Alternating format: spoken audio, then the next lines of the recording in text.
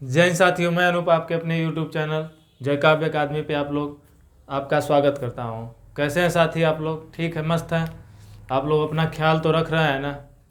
ध्यान रखिए इस समय, क्योंकि थोड़ा सा मौसम इस समय बदलते मौसम की वजह से तबीयत में दिक्कत आ जा रही है। किसी और के भरोसे मत छोड़िए, खुद का अपने स्वयं से ख्याल रखिए, ठीक है? तो मनोविज्ञान के सेशन के साथ आज मैं फिर उपस्थित हुआ हूँ। थोड़ा प्रत्येक दिन आपको वीडियो नहीं मिल पाती होगी क्योंकि थोड़े से इश्यूज चल रहे हैं, तो इसलिए समस्या हो रही है,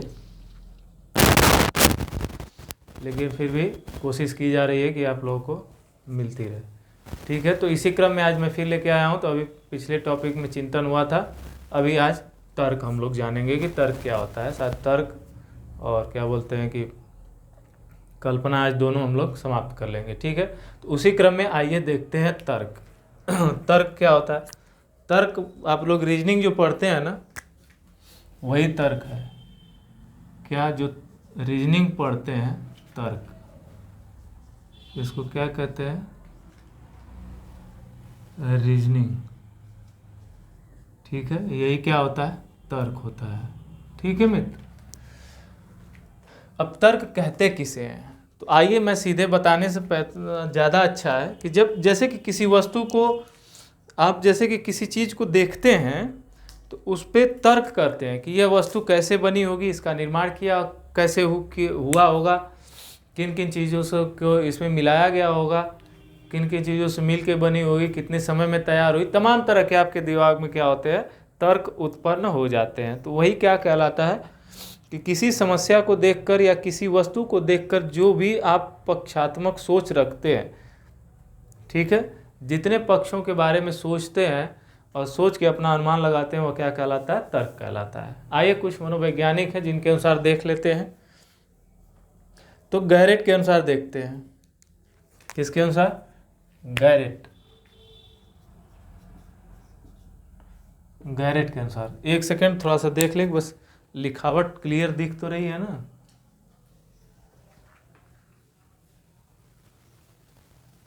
चलिए ठीक है, गैरेट के अनुसार देख लेते हैं, ठीक?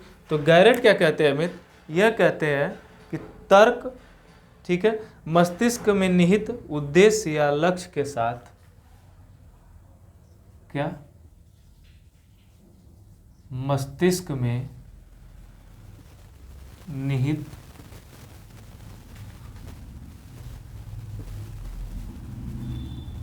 उद्देश्य या लक्ष्य के साथ, क्या साथी? लक्ष्य के साथ सोपानीकृत चिंतन तर्क है। सोपानीकृत चिंतन क्या है? तर्क। सोपान का मतलब समझ रहे? स्तर। जिस अभी मैंने बताया ना कि हर तरह से सोचेंगे आप, तो जो भी आपकी सोच होगी उस वस्तु को देखकर और उस पर जितने प्रकार से आप सोच पाएंगे, वही सोपान होता है। तो वही सोपानीकृत चिंतन क्या कहलाता है? तर्क कहलाता है, अकॉर्डिंग टू गैरेट। मन क्या कहते हैं? ठीक है, मन कहते हैं, पहले लिखिए मन के अनुसार। किसके अनुसार? मन आपके मन नहीं, ये मनोवैज्ञानिक मन है, उनके अनुसार चलेगा, ठीक है? तो मन क्या कहते हैं? तो मन कहते हैं कि तर्क उस समस्या का समाधान करने के लिए, तर्क उस समस्या का समाधान करने के लिए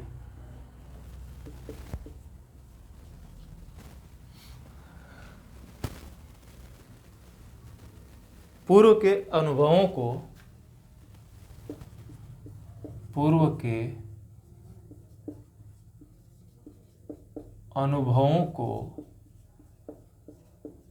संयोजित, क्या? पूर्व के अनुभवों को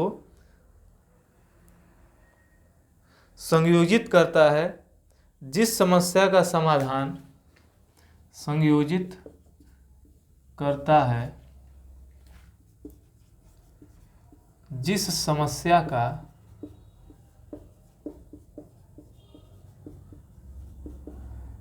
क्या समाधान क्या है, जिस समस्या का समाधान पूर्ववर्ती समाधानों के द्वारा नहीं किया जा सकता, जिस समस्या का समाधान पूर्ववर्ती समाधानों के द्वारा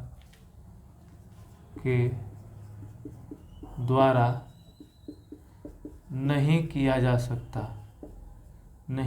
जा सकता, वह क्या कहलाता है, तर्क कहलाता है, अकॉर्डिंग टू मन के अनुसार। ठीक है। गेट्स व अन्य लोग कहते हैं कि तर्क एक उत्पादक चिंतन है जिसमें किसी समस्या का समाधान करने के लिए क्या करते हैं, पूर्व अनुभवों को नवीन ढंग से संगठित कर संयोजित किया जाता है। बात वही है, घुमा फिरा के वही बात करेंगे सब।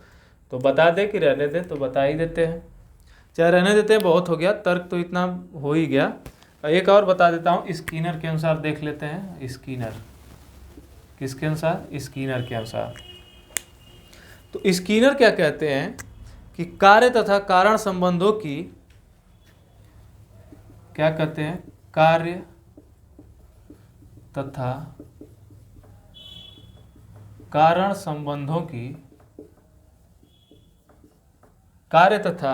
कारण संबंधों की मानसिक पहचान का वर्णन करना, मानसिक पहचान का वर्णन करने के लिए प्रयुक्त किया जाने वाला शब्द है। अर्थात तर्क क्या है कि कार्य तथा कारण संबंधों की मानसिक पहचान का वर्णन करने में प्रयुक्त किया जाने वाला, करने में प्रयुक्त किया जाने वाला शब्द है। क्या है, शब्द है। ठीक है, शब्द तर्क है या शब्द है, बात वही है। तर्क की बात हो रही है तो तर्क ही नहीं रहेगा, तो इसमें परेशान क्या हो रहे हैं आप लोग। तो ये क्या है, तर्क की परिभाषा है। अब मैं आपको बताता हूँ कि तर्क क्या कहता है। तर्क के दो प्रकार बताए गए हैं इसमें, एक आगमन तर्क और एक निगमन तर्क। ठीक है, तर्क कितने प्रकार, एक सेकेंड, तर्क के प्रकार, किसके, तर्क के प्रकार। इसमें तर्क को दो प्रकार में बांटा गया है, दो प्रकार। इसमें पहला है, इसमें दो भागों में बांट देते हैं इसको। एक को कहते हैं आगमन तर्क, क्या कहते हैं, आगमन तर्क। ठीक, क्या कहते हैं, इंडक्टिव रीजनिंग। ठीक है, क्या कहते हैं इसको, इंडक्टिव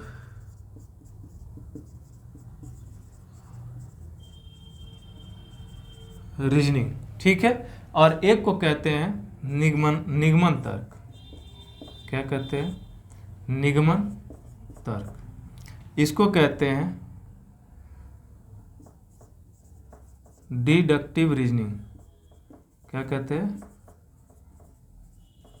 डिडक्टिव रीजनिंग कहते हैं। क्लियर है साथी। अब इसमें क्या होता है, आगमन तर्क और निगमन तर्क में क्या क्या चीजें सम्मिलित होती हैं। रुकिए एक सेकेंड।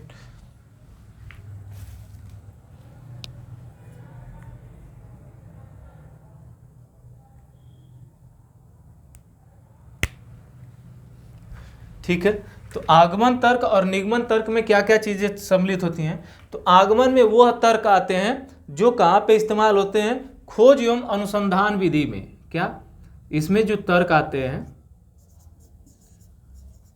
खोज एवं अनुसंधान विधि में। ठीक है मित्र, आगमन तर्क जो होते हैं, प्रयोग होते हैं खोज एवं अनुसंधान विधि में, और जो निगमनात्मक तर्क होते हैं वह क्या होते हैं, प्रयोग और प्रमाण की विधि में। किसमें होते हैं ये प्रयोग, प्रयोग एवं प्रमाण विधि में क्या होता है, इनका प्रयोग होता है। क्लियर है, बताइए यहाँ तक, बोलिए।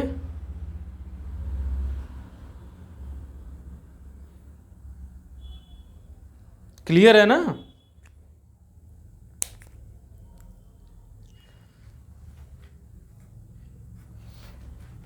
ठीक, आइए अब मैं क्या करता हूँ कि इसको आपको पॉइंट के रूप में डिफाइन करवा देता हूँ, या समझ जाएंगे आप, सही रहेगा ज़्यादा।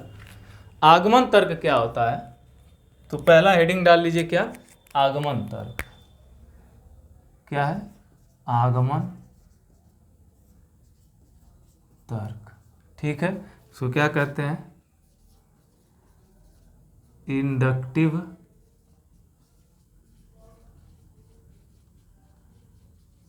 रीजनिंग। ठीक है, अब इंडक्टिव रीजनिंग में क्या होता है? तो इस प्रकार के तर्क में हम क्या करते हैं, विशिष्ट तथ्यों से, पहला पॉइंट बनाइए, पहला पॉइंट क्या होगा, रुकिए मैं इसको ओपन ही करके रखूं, बार बार ओपन करना बंद करना क्या मतलब है। ठीक है, तो ये क्या कहता है, पहला इसमें क्या हो जाएगा, इस प्रकार के तर्क से हम क्या करते हैं, विशिष्ट तथ्यों से सामान्य निष्कर्षों तक पहुंचते हैं। क्या करते हैं? विशिष्ट तथ्यों से सामान्य निष्कर्षों तक पहुंचना। क्लियर है साथी? बताइए, कोई दिक्कत है इसमें? क्या करना? पहुंचना। दूसरा क्या हो जाता है, दूसरा इसमें पॉइंट हो जाएगा, ये नोट करिएगा क्योंकि पेडागोजी में ऐसे ही क्वेश्चंस आते हैं। ठीक है, इस तर्क में व्यक्ति अपने पूर्व अनुभवों तथा ज्ञान आदि के आधार पर, इस तर्क में व्यक्ति अपने पूर्व ज्ञान एवं अनुभवों के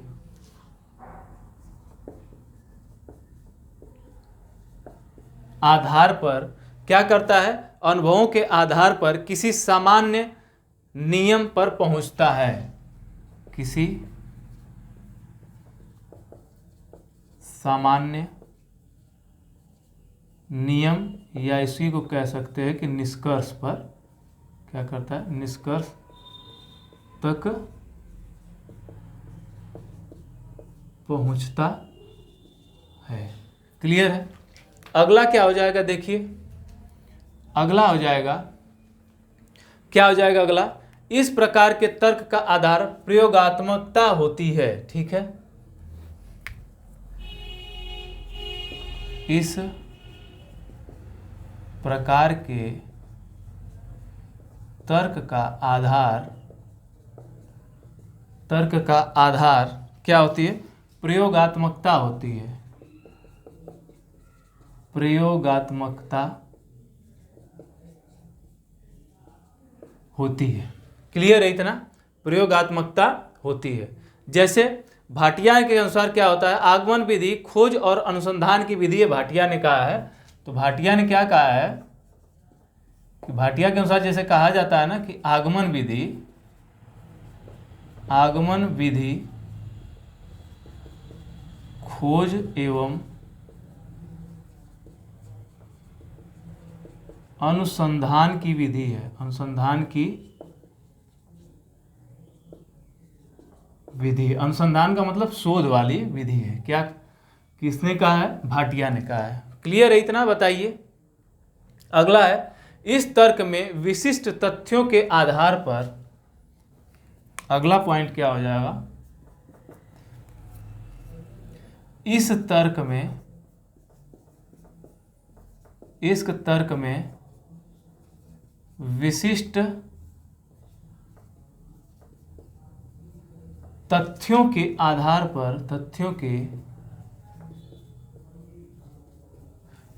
पर क्या होता है, तथ्यों के आधार पर एक सार्वभौमिक प्राप्त किया जाता है, एक सार्वभौमिक सत्य प्राप्त किया जाता है। अब कैसे सार्वभौमिक सत्य होगा, जैसे क्या है कि जैसे कि सार्वभौमिक सत्य क्या है, जैसे मान लीजिए कोई एक एग्जांपल देता हूं, जैसे कि व्यवहारिक एग्जांपल में मान लीजिए क्या मैं आपको दे दूं, जैसे सभी मानव, मैंने दे दिया, सभी मानव नश्वर हैं, क्या है, नश्वर है, अर्थात ईश्वर नहीं है अथवा अमर नहीं है, किसी एक समय आने के पश्चात उनकी मृत्यु निश्चित है। तो सभी मानव नश्वर नहीं है, यह कैसे पता चला, तो यह शोध, तर्क और शोध के आधार पर पता चला है ना, प्रयोग के आधार पर पता, प्रयोग के नहीं, शोध और किसके आधार पर, खोज के आधार पर पता चला कि क्या है, सभी मानव नश्वर है। ठीक है,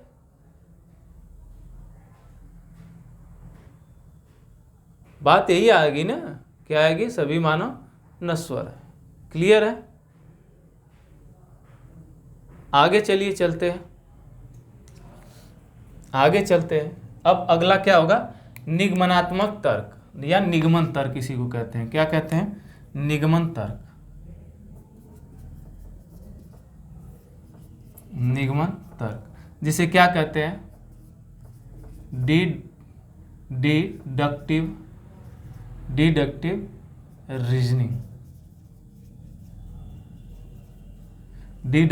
रीजनिंग, ठीक है। अब इसमें क्या होता है, देखिएगा यह क्या चीजें इसमें सम्मिलित होती हैं। जैसे इसमें क्या होता है, इस तरह पूर्व स्थापित सामान्य तथ्यों को, ठीक है, पूर्व स्थापित सामान्य तथ्यों को किसी विशिष्ट तथ्य तक पहुंचते हैं। जैसे पूर्व स्थापित सामान्य तथ्यों से किसी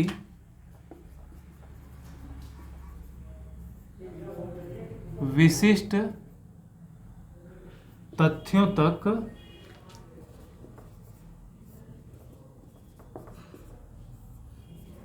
पहुंचते हैं। ठीक है, अर्थात जो भी चीजें सामान्य हैं उनके जरिए क्या करेंगे, हम किसी एक विशेष तथ्य तक पहुंच जाएंगे। जैसे साधारण शब्दों में हम कह सकते हैं कि इस प्रकार से तर्क हम सामान्य रूप से सामान्य सत्य से क्या करते हैं, विशिष्ट सत्य की तरफ पहुंचते हैं। जैसे कोई केस सॉल्व करना होता है तो क्या करते हैं, छोटी छोटी चीज़ों को इकट्ठा करते हैं, केस से जुड़ी छोटी छोटी चीज़ों को क्या करते हैं, इकट्ठा करते हैं। और जो सारी चीज़ें जब इकट्ठा हो जाती हैं तो ये क्या बन जाती हैं, विशिष्ट तथ्य बन जाती हैं।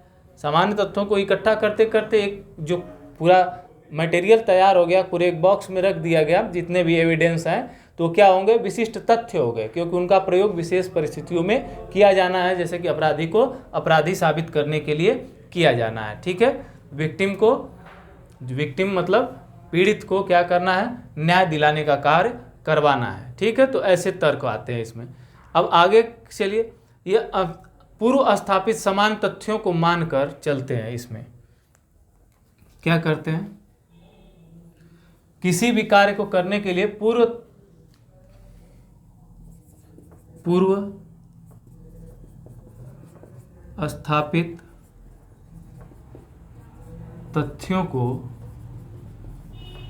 मानकर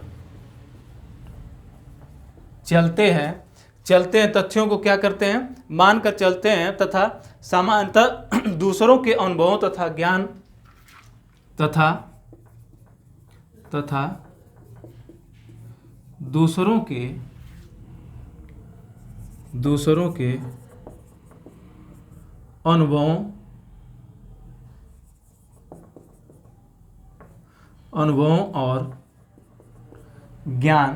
अनुभवों और क्या करते हैं, ज्ञान आदि के आधार पर, अनुभवों और ज्ञान आदि के आधार पर क्या करते हैं, विशिष्ट तथ्यों तक पहुंचते हैं। विशिष्ट तथ्यों तक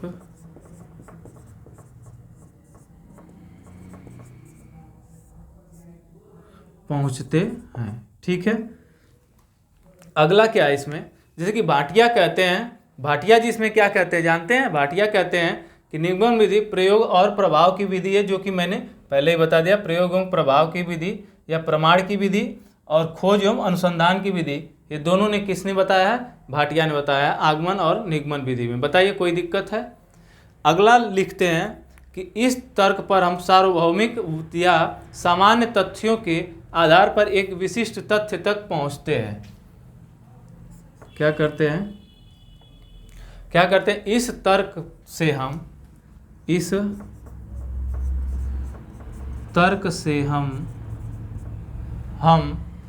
सार्वभौमिक या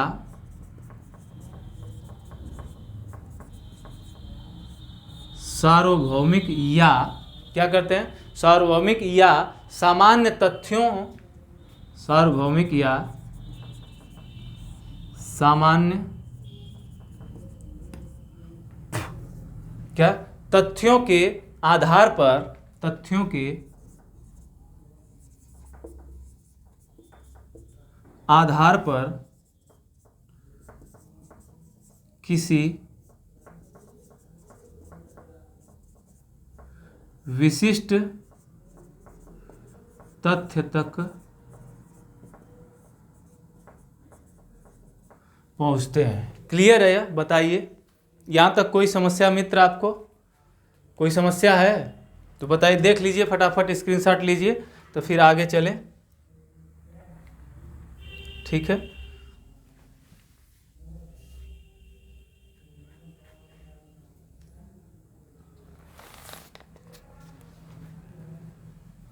चलें आगे। हो गया। इस चैनल को देखिए, बेहतरीन सेशन चल रहा है, तो इस चैनल को ज़्यादा से ज़्यादा क्या करिए, सब्सक्राइब करिए, शेयर करिए, लाइक करिए और इसे शेयर करना न भूलिएगा। ये पूरा तर्क खत्म, तो तर्क ज़्यादा है ही नहीं तो उसमें बताऊं मैं क्या, लेकिन यही क्या है, आपका एक नंबर परीक्षाओं में लेके चला जाता है। ये सी-टेट के हिसाब से अकॉर्डिंग सिलेबस चल रहा है, मुझे नहीं लगता कि टीटी में क्या है दिया हुआ है। ठीक है मित्र, देख लीजिए। आगे चले, कल्पना देखेंगे। ठीक है, इसकी विशेषताएं देख लेते हैं। एक सेकंड, थोड़ा सा मिटाने वाला लेते हैं।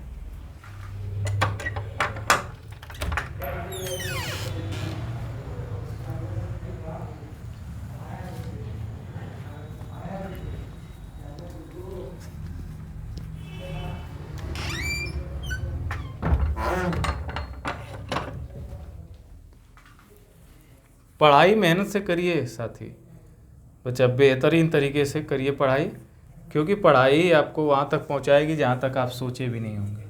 ठीक है, तो बताइए, मिटा दें इसको, मिटाते हैं।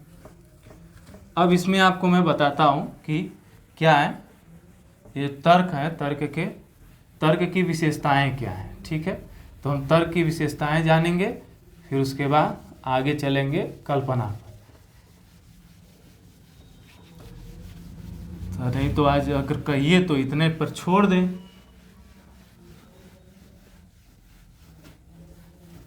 सिर्फ तर्क को आज पढ़ाएं और फिर कल विशेषताएं हो जाएंगी। अरे कल क्या बोलते हैं, वो हो जाएगा आपका। ठीक है, कल कल्पना हो जाएगी। देखिएगा जैसा होगा, सेशन देख के काम करते हैं। तो तर्क की विशेषताएं क्या,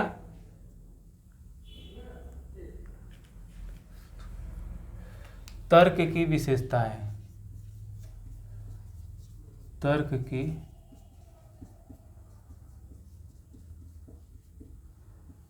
विशेषताएं,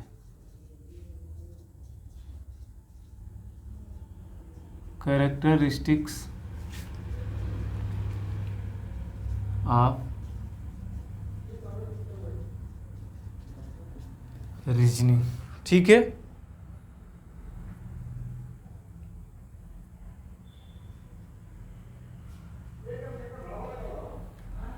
आगे चलते हैं। जैसे कि तर्क लिख लीजिए, यहाँ पर क्या लिखिए, तर्क। अब इसमें क्या होगा, अब विशेषताएं। जैसे पहली विशेषता क्या होगी, समस्या समाधान संबंधी अव्यक्त व्यवहार हो जाएगा। समस्या समाधान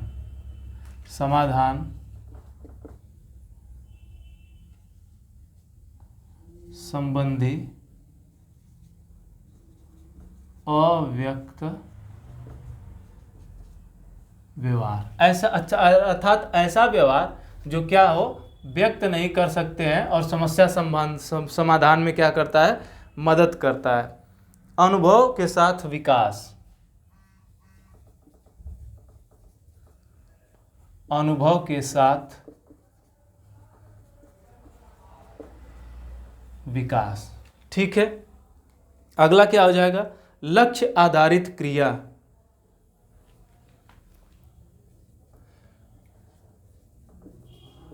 लक्ष्य आधारित क्रिया। अगला हो जाएगा उच्च स्तर का चिंतन। उच्च स्तर का चिंतन, जो चिंतन होता है इसमें वो कैसा होता है, उच्च स्तर का होता है। यह इंपॉर्टेंट है, नोट कर लीजिएगा ये पॉइंट। ठीक है, और मानसिक क्रिया क्या होती है, इसमें संबंधित होती है मानसिक क्रियाएं। ठीक है, यह क्या है, इसकी विशेषताएं हैं। इस समस्या समाधान संबंधी अव्यक्त व्यवहार में क्या होता है कि जैसे कि जब समस्या को समाधान करता है व्यक्ति, तो कोई उसमें व्यवहार दृष्टिगत नहीं होता है। अब जैसे कि तर्क जब आप कर रहे हैं किसी समस्या के प्रति, तो उसमें आप क्या व्यवहार करेंगे या आंतरिक तर्क करेंगे। अब तर्क कर रहे हैं तो वो आंतरिक होगा, जबकि क्रियात्मक व्यवहार ना आपका दृष्टिगत होगा, जबकि तर्क दृष्टिगत नहीं होगा, क्योंकि ये आंतरिक संरचना है, या संरचना नहीं कर सकते, आंतरिक संप्रत्यय है, जो चिंतन के आधार पर क्या किया जाता है, किसी विषय वस्तु को समझने के लिए या किसी समस्या को समाधान करने के लिए तर्क किया जाता है। वही क्या होता है, अव्यक्त व्यवहार होता है। अनुभव के साथ विकास, अर्थात जिस भी विषय वस्तु में जितना तर्क करेंगे उतना ही आपका क्या होगा, अनुभव होता जाएगा। अर्थात उस वस्तु के बारे में, विषय वस्तु के बारे में ज़्यादा से ज़्यादा क्या करते जाएंगे, आप जानते जाएंगे। लक्ष्य आधारित, तर्क किसी लक्ष्य पर आधारित होता है। जैसे किसी समस्या, कोई चीज़ आप देखेंगे तभी तो आप तर्क कर पाएंगे ना, ऐसे अनावश्यक तर्क थोड़े होंगे। अगर मान लीजिए इंडिविजुअल भी सोचते हैं तो वहाँ भी इंडिविजुअल तरीके से भी कोई लक्ष्य होगा, तभी उस पर आधारित क्या आपके दिमाग में तर्क उत्पन्न हो सकता है। उच्च स्तर का चिंतन है, ये इसलिए कहा जाता है क्योंकि इसमें मस्तिष्क के सभी क्रियाओं का ज़्यादा से ज़्यादा क्या किया जाता है, इस्तेमाल किया जाता है। जैसे स्मृति का इस्तेमाल किया जाता है, कि अब अनुभवों को रिकॉल करने का इस्तेमाल किया जाता है मस्तिष्क के द्वारा, तो इसीलिए क्या किया जाता है, ये उच्च स्तर का चिंतन है। मानसिक क्रियाएं, ऐसे जो भी तर्क होते हैं वो क्या होते हैं, मानसिक क्रियाओं पर ही निर्भर करते हैं। बताइए, यहाँ तक कोई दिक्कत नहीं हुई होगी, मेरे ख्याल से यहाँ तक कोई दिक्कत नहीं हुई होगी।